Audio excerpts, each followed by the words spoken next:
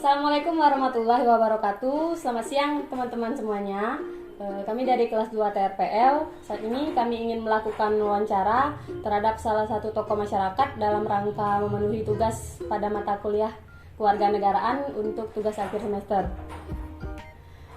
Nah, sebelum kami memulai wawancara, ada baiknya kita kenalan dulu nih sama anggota-anggota kelompok kami. Perkenalkan, nama saya Rosa Julia Dewayani, NPM saya 1062025, dan rekan saya. Perkenalkan, nama saya Nurul Panila dengan NPM 1062022. Dan saya Janika Lestari dengan NPM 1062015. Oke, saat ini kami sedang bersama seorang narasumber dan sedang berada di kediaman beliau. Sebelumnya saya izin membacakan biodata singkat tentang kakak, tentang narasumber kami, yaitu beliau adalah Kak Rizky Huda Lesmana yang merupakan Komandan Jaga LPKA kelas 2 Pangkal Pinang. LPKA itu apa sih, Kak? Oh iya, LPKA itu lembaga pembinaan khusus anak. Oh, jadi gitu ya, biasa Kak. disebut lapas anak. Cuma nomenklatur resminya lembaga pembinaan khusus anak. Oke, nah untuk perkenalan lebih lengkapnya kami persilahkan kepada Kak Rizky untuk memperkenalkan diri terlebih dahulu. Perkenalkan teman-teman semua, nama saya Rizky Huda Lesmana, biasa dipanggil Rizky. Untuk saat ini saya bekerja di Lembaga Pembinaan Khusus Anak kelas 2 Pangkal Pinang. Sekarang sudah jalan selama 4 tahun kerja. Ya, untuk sebelumnya saya kerja di daerah Paritiga. Oke, langsung aja masuk ke pertanyaan pertama ya, Kak. Ya, silakan. Oke, untuk pertanyaan pertama yaitu gimana sih arti demokrasi dan kemerdekaan menurut pandangan kakak? Demokrasi seperti yang kita tahu itu berasal dari dua kata ya, itu demos dan kratos. Itu memang sudah diketahui bahwa memang demokrasi itu kekuasaan yang berada di tangan rakyat. Nah, memang Indonesia itu menganut, sebenarnya kalau kita sebut ideologi, kita lebih ke ideologi Pancasila ya. Jadi memang demokrasi itu demokrasi Pancasila kalau Indonesia. Jadi sepanjang demokrasi itu sesuai dengan Pancasila, berarti demokrasi itu bisa dijalankan. Nah, itu untuk demokrasi. Nah, untuk kemerdekaan itu bisa mewakili sejauh mana Indonesia itu berdikari. Maksudnya bagaimana masyarakat itu benar-benar merdeka dengan status kemerdekaan yang ada, baik itu secara ekonomi, secara politik, gitu. Oke, lanjut ke pertanyaan kedua. Jadi, bagaimana pandangan kakak mengenai demokrasi itu sebagai sistem politik yang terbaik bagi Indonesia? Sistem politik yang terbaik ya. Kalau terbaik memang benar, karena memang secara literatur budaya kan memang Indonesia ini banyak suku budaya, keanekaragaman ya. Jadi memang dengan demokrasi itu memang paling tidak bisa mewadahi berbagai macam aspirasi masyarakat untuk lebih ke mewakili masyarakat itu melalui DPR untuk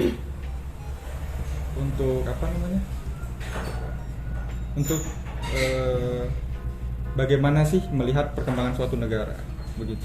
Jadi sistem politik di Indonesia ini kan, kalau sistem politik itu kita bisa melihat 3 kekuasaan. Ada legislatif, yudikatif, kemudian ada satu lagi? Eksekutif. Nah, 3 pilar itu. Nah, ketiga kekuasaan itu kan setara. Jadi setara, kalau kita lihat kesetaraan itu merupakan wujud dari demokrasi itu sendiri. Jadi sejauh mana misalnya legislatif itu kan memang DPR. Nah, sejauh mana memang DPR itu melaksanakan apa yang sudah disahkan misalnya menjadi hak mereka. Itu mewakili suara-suara masyarakat. Tuh. Jadi kalau dari 3 kekuasaan itu kan nggak ada tuh yang paling yang paling berkuasa. Jadi kemudian setara. Iya, eksekutif menjalankan pemerintahan, legislatif yang mengawasi, nah, yudikatif itu kan bagian hukumnya. Oke, sebelum lanjut ke pertanyaan ketiga, saya ingin bertanya dulu nih Kak. Kakak kan bertugas di lapas anak nih. Iya. Nah, untuk di lapas anak itu mereka disebut yang sedang menjalankan masa di lapas anak itu mereka disebut sebagai apa Kak? Misalnya iya. sedang menjalani rehabilitasi atau gimana? Enggak, bukan rehabilitasi ya, tapi lebih tepatnya menjalani proses hukum, menjalani hukum yang sudah dipidanakan mereka, sudah diputuskan. Jadi namanya itu sudah inkrah, sudah putusan. Nah, disebut dengan tahanan dan andikpas. Tahanan itu untuk seseorang yang masuk ke lapas tapi belum mendapatkan putusan pidana. Tapi kalau seandainya sudah mendapatkan putusan pidana itu disebut dengan andikpas. Itu anak didik pemasyarakatan. Kemudian itu untuk lapas anak. Kemudian kalau untuk lapas dewasa namanya WBP, Warga Binaan Pemasyarakatan. Jadi sebutannya andikpas kalau untuk anak-anak yang di lapas anak dengan rentang usia 14 sampai 19 tahun. Usia SMA lah mereka. Kira-kira SMA ya. Iya. Nah, untuk pertanyaan ketiga ini, bagaimana sih cara mereka yang sedang menjalani masa tahanan itu, yang anak-anak yang sedang menjalani masa andikpas itu, dalam mengimplementasikan demokrasi dan kemerdekaan selama mereka menjalani masa itu? Ya. Seperti yang kita ketahui, kalau memang di lapas atau yang namanya dulu itu penjara kan, jadi memang dibatasin hak-hak dari mereka karena memang mereka tidak memiliki hak kebebasan sebagai bentuk konsekuensi pidana yang mereka lakukan.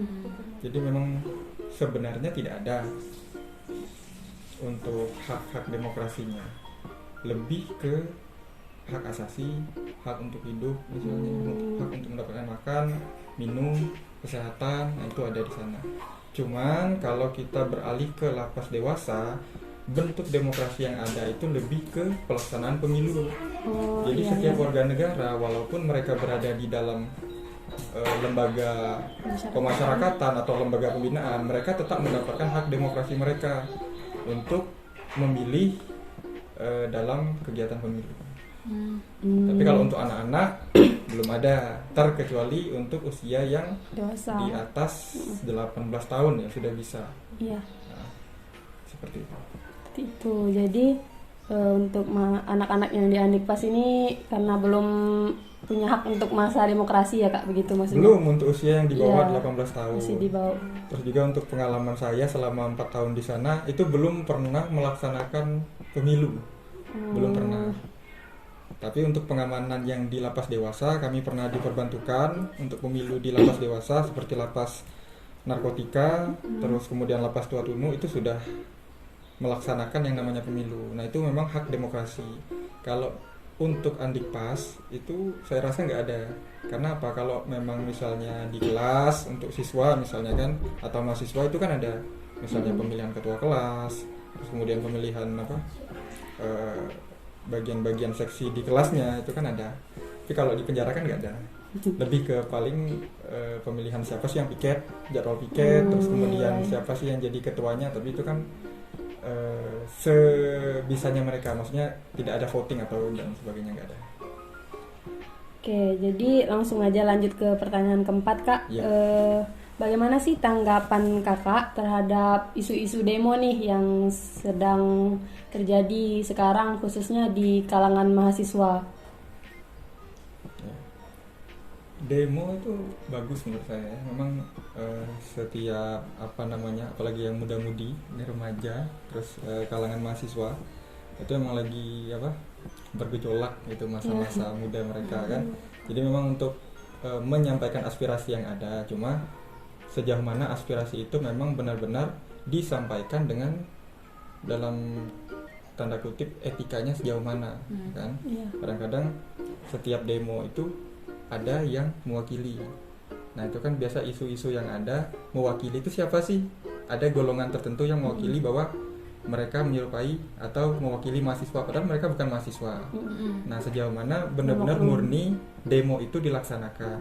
Demo itu kan lebih ke menyampaikan aspirasi. Iya, aspirasi.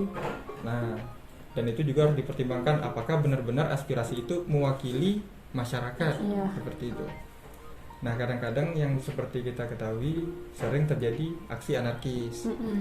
Setiap permintaan mahasiswa atau permintaan pendemo itu tidak dipenuhi oleh yang didemo itu kan. Iya, benar. Misalnya pemerintah daerah atau pemerintah pusat. Nah, itu alangkah baiknya sebelum demo itu segala surat menyurat administrasi itu dipenuhi dulu, terus maksudnya apa, apakah bisa ketemu dengan yang mau didemo, terus aspirasinya kalau mau disampaikan sampaikan dengan sopan santun, terus kemudian diseleksi ada berapa orang yang ikut demo. Saya rasa kalau seandainya demo berjalan dengan baik kan biasanya baik itu pejabat maupun yang mewakili pejabat itu biasanya dipanggil itu yang oratornya dipanggil menyuarakan apa sih yang mau disampaikan ke masyarakat, ke pemerintahan maksud saya.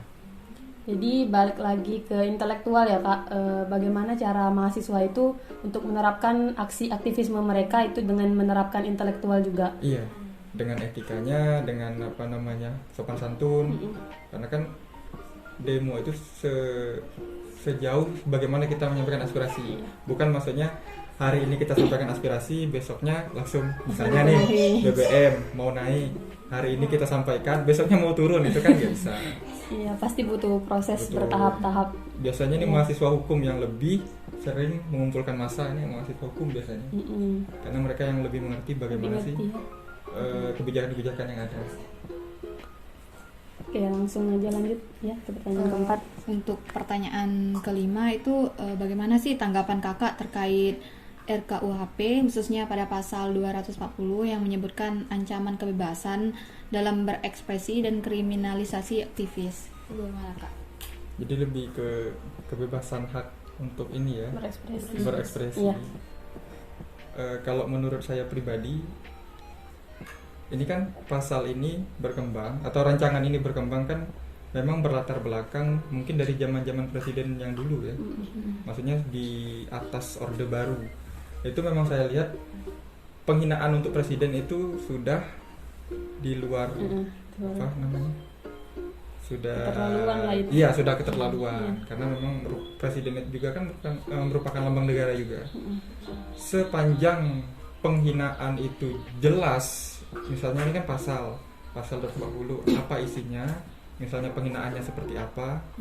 Kalau sepanjang mengkritik, saya rasa itu bukan penghinaan, kan mengkritik kan bisa kita pakai bahasa yang baik, bahasa yang sopan. Nah, memang pasal ini termasuk pasal yang bahaya menurut saya, bahaya. Mungkin ada bahasa yang lebih bagus, maksudnya bahaya di sini bisa bisa dianggap sebagai pasal karet istilahnya. Jadi belum tahu bagaimana mau dipidanakan. Sedangkan di situ pidananya bisa sampai 4 tahun untuk pasal 240. Jadi untuk unsur penghinaan itu seperti apa jelasnya?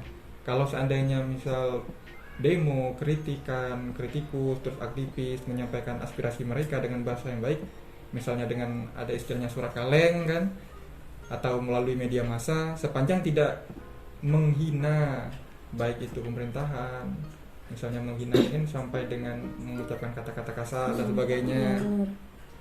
Nah, itu menurut saya sih bisa dijalankan, tapi ini kan masih rancangan RKUHP kan. Ya. Paling lebih dijelaskan untuk unsur penghinaannya itu seperti apa gitu kan. Jadi Mungkin lebih ke arah ke penghinaan dan berkata kasar ya mungkin. Iya. Terus untuk pertanyaan selanjutnya itu bagaimana sih Kak cara kita itu melaksanakan sebuah pembangunan demokrasi di lingkup, misalnya di lingkup kecil itu, misalnya di lingkup masyarakat kayak gitu. Demokrasi di lingkup masyarakat. Cara melaksanakan hal kecil. pembangunan demokrasi. Pembangunan demokrasi. Kalau demokrasi di masyarakat mungkin lebih dimulai dari kelompok terkecil, misalnya di RT, RW, ya. Terus kemudian kalau di ruang lingkup, misalnya di komplek perumahan, dipilih misalnya ketua RT-nya siapa. Terus kemudian kalau untuk pemilihan siapa sih penanggung jawab di komplek perumahan itu kan bentuk apa, kita menyampaikan aspirasi kita kan. Nah seperti itu. Kalau untuk ruang lingkup di komplek perumahan, itu apa namanya, RT, RW dan sebagainya. Kalau pembangunan demokrasi, saya rasa demokrasi ini identik dengan pemilu tadi. Iya, pemilu tadi. Jadi sejauh mana kita bisa memilih dengan apa tadi namanya, lu berjurdil itu kan, supaya pemilu itu bagus, nah itu bisa dilaksanakan demokrasi tadi. Kak, untuk selanjutnya itu berbicara tentang kemerdekaan. Ini menurut kakak negara Indonesia ini udah benar-benar merdeka belum? Kayak Sudah merdeka. Tapi dalam demokrasi kan banyak, misalnya kalau kita berbicara maksudnya merdeka itu bisa dilihat dari demokrasi sebenarnya. Apakah demokrasi itu sudah dilaksanakan dengan baik? Kalau dengan apa namanya, pemilu salah satunya sudah dilaksanakan kan, berarti memang sudah salah satu ciri demokrasinya sudah. Terus kemudian lalu bagaimana sih proses hukum yang ada di negara itu, apakah sudah berjalan dengan baik? Saya rasa juga belum. Artinya kalau kita bicara merdeka, memang kita sudah merdeka, tapi isi dari kemerdekaan itu tidak sepenuhnya dilaksanakan. Misalnya apakah kasus HAM yang ada yang dulu itu sudah dilaksanakan? Itu belum.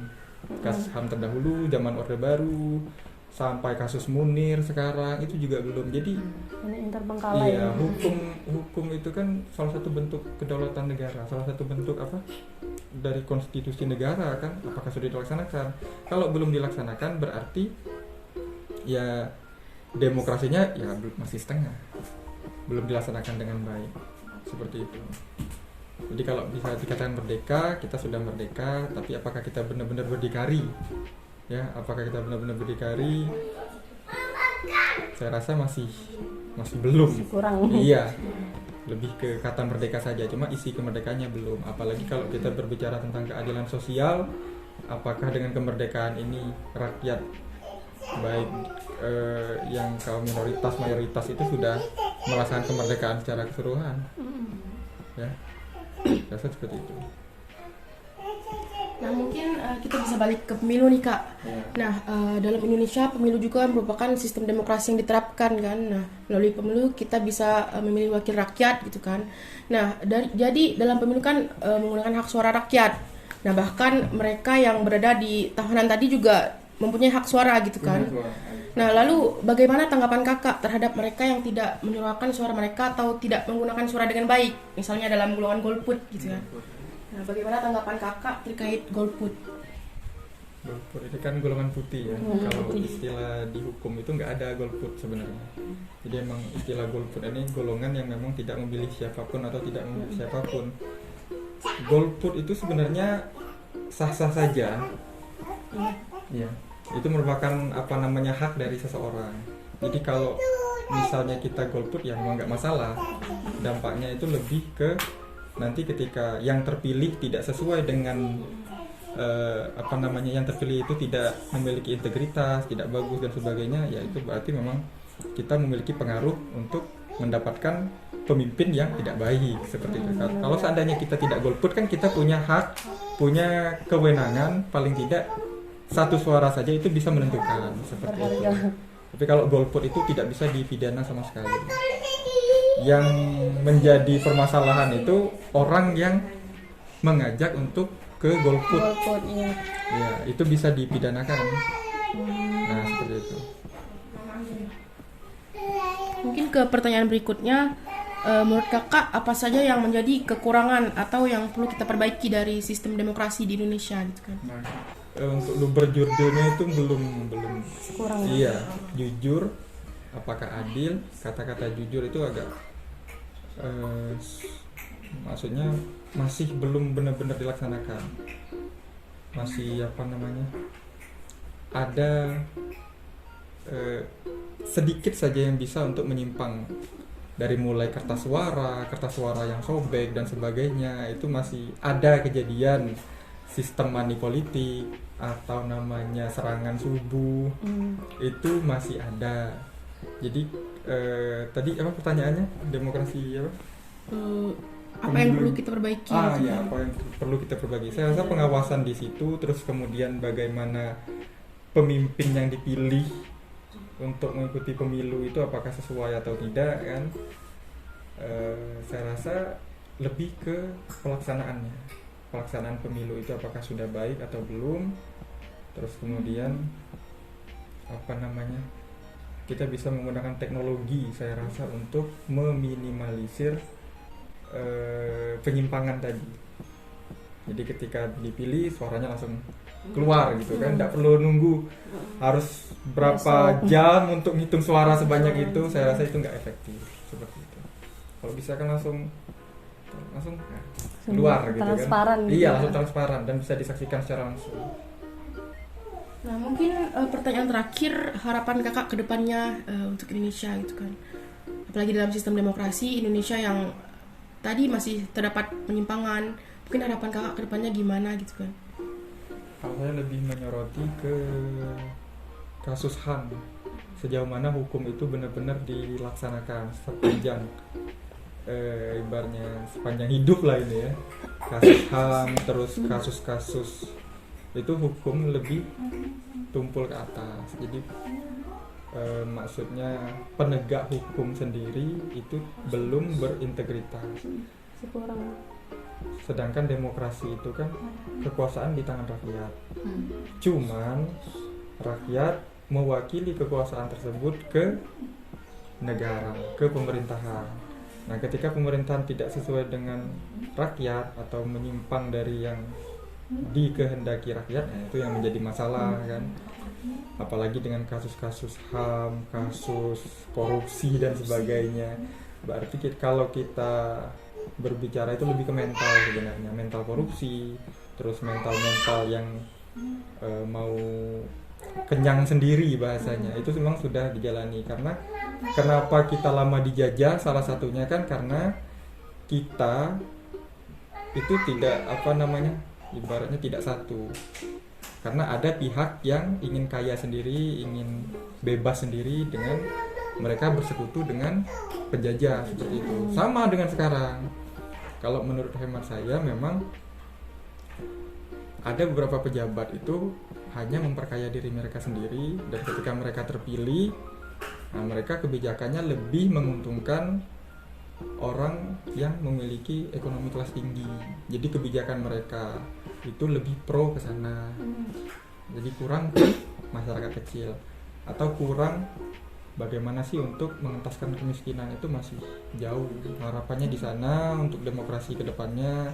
Terus kemudian untuk pemilunya kalau bisa menggunakan teknologi yang lebih baik kan. Kemudian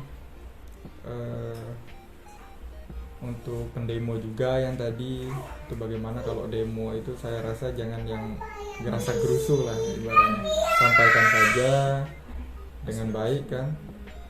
Saya rasa itu untuk kedepannya. Mungkin sekian untuk 10 pertanyaan dari kami yang juga berkaitan tentang demokrasi dan seputaran kemerdekaan. Jadi yang dapat saya simpulkan tadi yaitu rakyat itu berperan penting di dalam sebuah demokrasi ya Kak. Iya. Ya, dan juga masih banyak yang perlu diperbaiki di dalam demokrasi, sistem demokrasi, dan juga gimana caranya kita untuk memajukan terus mempertahankan kemerdekaan ini, terkhusus di negara kita di Indonesia. Sekian mungkin dari kami. Saya tutup. Wabillahi taufik wal hidayah. Wassalamualaikum warahmatullahi wabarakatuh.